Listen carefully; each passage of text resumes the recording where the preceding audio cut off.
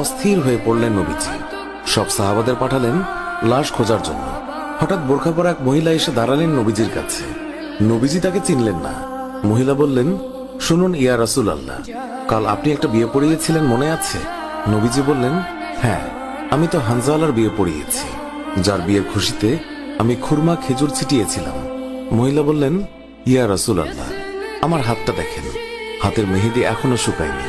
কাল বিকেলে বিয়ে হয়েছিল, আর রাতে উহুদের যুদ্ধের জন্য বের হয়ে যান হানজালা। ওনার উপর গোসল ফরজ হয়েছিল, কিন্তু উনি গোসল করে বের হতে পারেননি। যাওয়ার আগে শুধু বলে গেছেন, যদি বেঁচে থাকি তাহলে দেখা হবে দুনিয়ায়, আর যদি শহীদ হয়ে যাই তাহলে দেখা হবে জান্নাতে। নবীজি কাঁদছেন।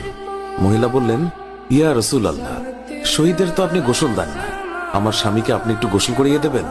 নবীজি সম্মতি প্রকাশ করার পর একজন সাহাবী দৌড়ে এসে বলল, ইয়া রাসূলুল্লাহ, হানজালাকে পাওয়া গেছে। সবাই গেলেন, গিয়ে দেখলেন সাদা কাফনের ভিতরে লাশের মাথায় পানি।